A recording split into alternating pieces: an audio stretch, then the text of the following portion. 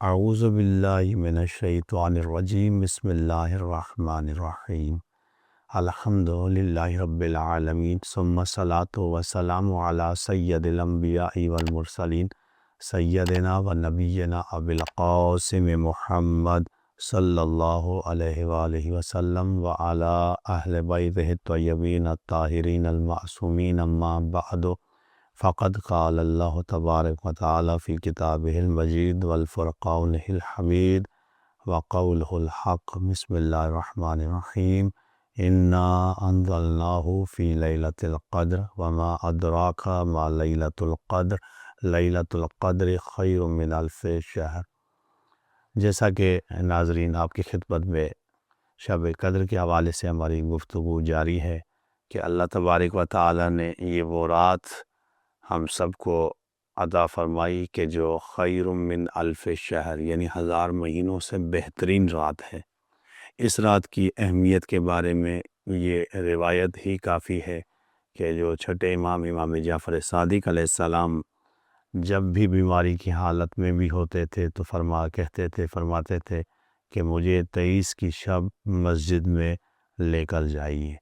یعنی امام وہ رات مسجد میں بسر کرتے تھے، گھر میں نہیں کرتے تھے، اور وہاں اللہ کی عبادت کرتے تھے۔ تو ہم سب کو بھی یہی چاہیے کہ ہم 23 کی شب جو ہمارے ہاں احادیث سے صحیحہ سے ثابت ہے کہ یہ شب قدر کی رات ہے، نزول قرآن کی رات ہے، تو ہمیں اس رات میں زیادہ سے زیادہ عبادت کرنی چاہیے۔ اور اس کے لیے ایک اور روایت ہے کہ جناب سیدہ زہرا فاطمۃ الزہرا سلام اللہ علیہا اس شب میں اپنے بچوں کے اوپر پانی چھڑکتی تھی اور بیدار کرتی تھی کہ بچوں اٹھ جاؤ، یہ وہ رات ہے کہ جس میں اللہ نے قرآن مجید کو نازل فرمایا۔ تو یہ وہ رات ہے کہ جس میں ہمیں عبادت کرنی ہے۔ اور اسی سلسلے میں ایک طویل حدیث میں پیغمبر اسلام حضرت محمد مصطفیٰ صلی اللہ علیہ وسلم نے فرمایا کہ حضرت موسیٰ علیہ السلام نے اللہ کی بارگاہ میں عرض کیا، خدایا تیرے قرب کا مقام چاہتا ہوں، یعنی نبی خدا جو خود نبی ہے تو اللہ کے قریب تو ہے نا، مگر ہمارے لیے اور آپ کے لیے یہ دعا حضرت موسیٰ کر رہے ہیں اپنی امت کے لیے اور آنے والے جتنے انسان ہیں، کیونکہ ہر انسان چاہتا ہے کہ میں فلاح پا جاؤں، ہر انسان چاہتا ہے کہ میں نجات پا جاؤں۔ حضرت موسیٰ نے کہا کہ پروردگار تیرے قرب کا مقام چاہتا ہوں، تو جواب پایا کہ میرا قرب اگر حاصل کرنا ہے تو شب قدر میں بیداری اختیار کریں، ساری رات اللہ کی عبادت کریں۔ تو پھر عرض کیا حضرت موسیٰ نے بارگاہ خداوندی میں، کہا کہ خدایا میں تیری رحمت کا طلبگار ہوں، یہ وہ رات ہے کہ انسان اگر رحمت خدا چاہتا ہے تو وہ رحمت خدا اس رات میں اللہ تبارک و تعالیٰ عطا کرتا ہے، کہ جس طرح حضرت موسیٰ علیہ السلام کہہ رہے ہیں کہ خدایا تیری رحمت کا میں طلبگار ہوں، مجھے اپنی رحمت نصیب فرما۔ تو اللہ کی آواز آتی ہے، رحمتی لمن رحم المساکین لیلۃ القدر، اللہ کی آواز ہے میری رحمت اس پر ہے کہ جو شب قدر میں مساکین پر رحمت کرے، یعنی جو مساکین پر رحمت کرے گا اللہ کی رحمت اس کے اوپر ہوگی، اور وہ بھی کب کرے کہ جب وہ شب قدر کی شب آ جائے، وہ رات آ جائے۔ پھر اس کے بعد حضرت موسیٰ علیہ السلام نے دعا کی پروردگار سے کہ یا اللہ، اے خدایا صراط مستقیم میں عبور کرنا چاہتا ہوں کہ مجھے کوئی تکلیف نہ ہو، کیونکہ صراط مستقیم مشکل ترین مرحلہ ہے انسان کے لیے، کہ جب اس جگہ سے گزر کر انسان جنت کی طرف چلا جائے گا، نیچے بھڑکتی ہوئی آگ ہے، اس مقام سے گزرنا یقیناً مشکل ہے۔ جب حضرت موسیٰ یہ التجا کر رہے ہیں، دعا کر رہے ہیں پروردگار میں صراط مستقیم عبور کرنا چاہتا ہوں، تو اللہ کا یہی جواب آتا ہے، ذالک لمن تصدق بصدقۃ لیلۃ القدر، اللہ کی آواز آتی ہے، اے موسیٰ اگر تم صراط مستقیم کو عبور کرنا چاہتے ہو تو صراط مستقیم کی عبور کرنے کی چابی جو ہے وہ شب قدر میں ہے۔ یعنی انسان اگر یہ چاہتا ہے کہ وہ پل صراط سے بڑے اطمینان سے گزر جائے تو وہ شب قدر میں عبادات الہیہ کو انجام دے، کیونکہ اللہ فرما رہا ہے کہ صراط مستقیم عبور کرنے کی جو چابی ہے وہ شب قدر میں ہے۔ آگے بڑھ کر حضرت موسیٰ علیہ السلام ایک اور دعا کرتے ہیں، کہتے ہیں پروردگار اے خدایا میں تیری بہشت اور اس کی نعمات کا طلبگار ہوں، یعنی جو نعمتیں تو نے دینی ہیں میں اس کا طلبگار ہوں، اور تیری جنت کا میں طلبگار ہوں۔ تو اللہ کی آواز آتی ہے ذالک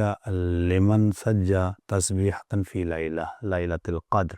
اللہ کی آواز آتی ہے کہ اگر تو نعمات کا طلبگار ہے، اگر تو بہشت کا طلبگار ہے، تو اللہ یہ فرما رہا ہے کہ یہ اس کو ملیں گی نعمتیں اور جنت اس کو ملے گی جو شب قدر میں میری تسبیح کرے۔ یعنی اس رات میں زیادہ سے زیادہ ذکر الہی کا کرنا، تسبیح پڑھنا افضل ترین عمل میں سے ہے۔ اور انسان جو چاہتا ہے کہ میں جنت میں داخل ہو جاؤں، میں اللہ سے نعمتیں طلب کروں اور اللہ مجھے نعمتیں عطا کرے، تو اس کے لیے ضروری ہے کہ وہ شب قدر میں تسبیح کا ذکر کرے، تسبیح پڑھے، تسبیح کرے۔ اس کے بعد حضرت موسیٰ علیہ السلام اللہ سے دعا کرتے ہیں، اے پروردگار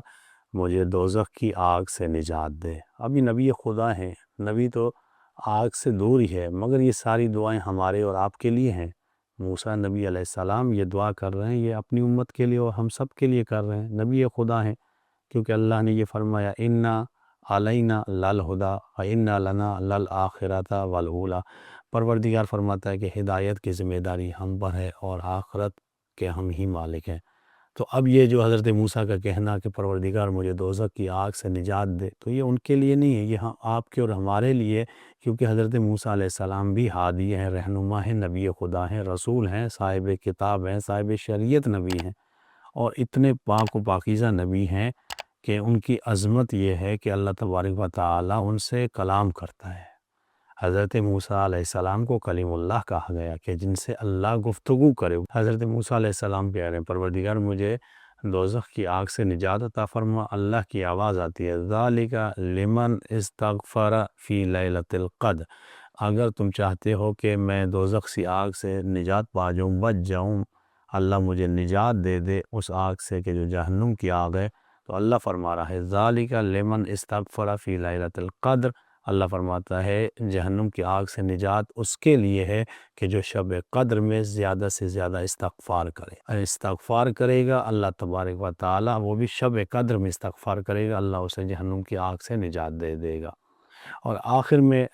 کہا خدایا، یعنی حضرت موسیٰ علیہ السلام آخر میں یہ دعا کر رہے ہیں خدایا میں تیری رضا کا طلبگار ہوں کہ تو مجھ پر راضی ہو جا۔ ہر انسان بھی یہی چاہتا ہے کہ اللہ ہم پہ راضی ہو جائے، اللہ اپنی رحمتیں برکتیں جو ہے ہم پر نازل فرمائے، ہم چاہتے ہیں کہ اللہ ہم سے راضی ہو جائے۔ تو حضرت موسیٰ بھی یہی دعا کر رہے ہیں پروردگار تو مجھ سے راضی ہو جا، میں تیری رضا کا طلبگار ہوں۔ تو جواب آیا رضایا لمن صلی رکعتین فی لیلۃ القدر۔ حضرت موسیٰ علیہ السلام سے خطاب کرتے ہوئے اللہ نے فرمایا کہ جو میری رضایت کا طلبگار ہے، جو چاہتا ہے کہ اللہ اس سے راضی ہو جائے، وہ شب قدر میں نماز پڑھے۔ یعنی جو شب قدر میں نماز پڑھتا ہے پروردگار عالم اس سے راضی ہو جاتا ہے۔ اللہ کی رضا کا ذریعہ بتایا کہ اللہ اس سے راضی ہوتا ہے کہ جو شب قدر میں نماز پڑھتا ہے۔ اللہ کی جو رضایت ہے وہ شب قدر میں ہے۔ تاریخی عجیب واقعات ہمیں نظر آتے ہیں کہ اسی شب قدر میں معراج کی حالت میں، معراج میں امیر المومنین امام علی ابن ابی طالب علیہ السلام کی شہادت بھی ہوتی ہے۔ بہترین رات، بہترین وقت، اور امیر المومنین اس یعنی شہادت کے درجے پر فائز ہوئے۔ رات کو معنوی مسائل میں خاص اہمیت حاصل ہے، جیسے کہ چند موارد میں میں ان کی طرف اشارہ کروں گا کہ جس طرح حضرت موسیٰ علیہ السلام کو اللہ تبارک و تعالیٰ نے جب تورات دینا چاہی تو رات کے وقت بلایا اور کہا کہ مجھ سے مناجات کرو۔ وہ بھی رات کا وقت تھا جس سے سورہ بقرہ میں اللہ نے بیان کیا 40 لیلۃً، 40 راتوں کے لیے اللہ نے حضرت موسیٰ علیہ السلام کو بلایا۔ یعنی یہ فلسفہ بیان ہو رہا ہے کہ رات کو وہ کیا اہمیت حاصل ہے کہ جتنے معاملات ہوئے ہیں وہ سب رات میں ہوئے ہیں۔ امیر المومنین کو ضربت لگنا رات کے وقت، امیر المومنین کی شہادت ہونا رات کے وقت، موسیٰ علیہ السلام کو تورات دینا رات کے وقت، اللہ نے موسیٰ کو اپنے پاس بلایا 40 راتوں کے لیے تو کہا 40 لیلۃً، 40 راتوں کے لیے۔ یعنی رات کو کیا اہمیت حاصل ہے، یہ میں کچھ موارد بیان کر رہا ہوں۔ اور قرآن نے استغفار کے لیے سحری کے وقت کو جو ہے وہ بہترین قرار دیا کہ سحری کے وقت جو ہے وہ آپ نے سحر کے وقت جو ہے آپ نے وہ استغفار کرنا ہے۔ اس کے لیے اللہ نے سورہ ذاریات میں فرمایا وَبِالْأَسْحَارِ هُمْ يَسْتَغْفِرُونَ،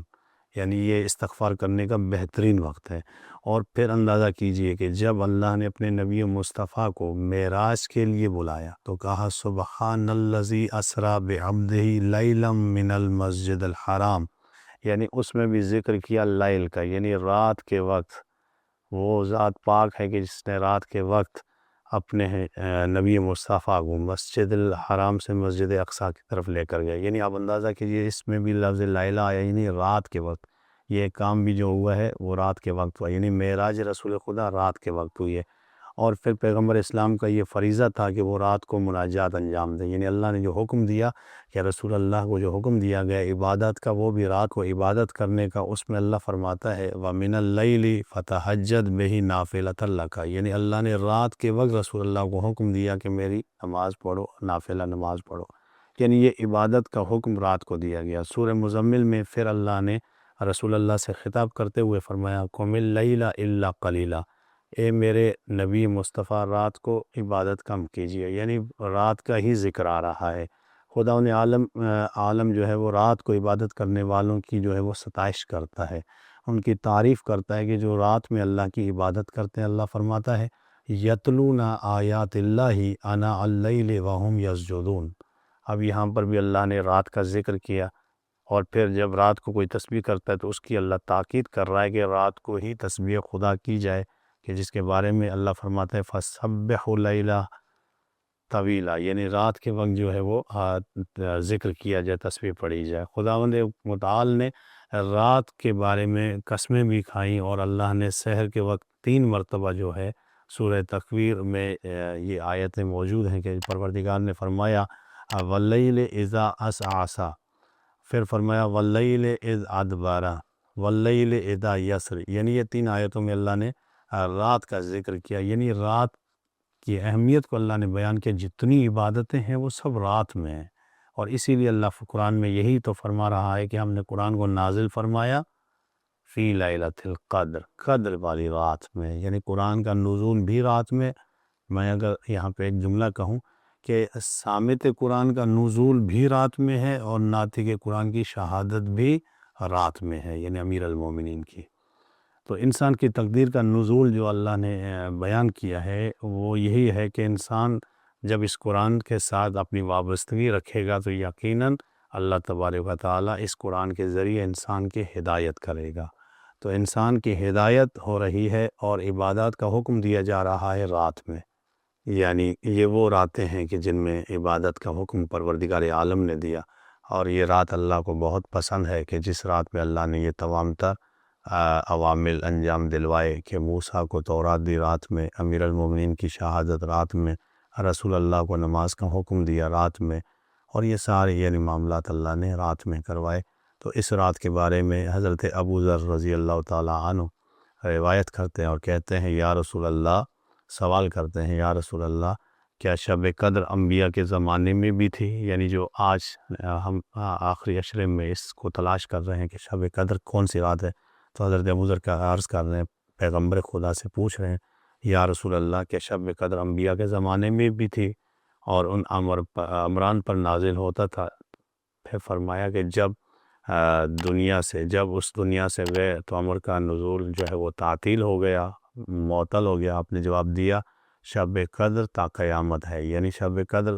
ہر زمانے میں رہی، انبیاء کے زمانے میں بھی شب قدر تھی، آج بھی شب قدر ہے، اور قیامت تک شب قدر باقی رہنے والی ہے۔ ایسا نہیں ہے کہ کسی خاص زمانے کے ساتھ شب قدر کا تعلق ہے، بلکہ شب قدر کا تعلق ہر زمانے کے ساتھ ہے۔ شب قدر کی اہمیت اس حدیث سے بھی جو ہے وہ ظاہر ہوتی ہے کہ جس میں فرمایا العمل الصالح فیہا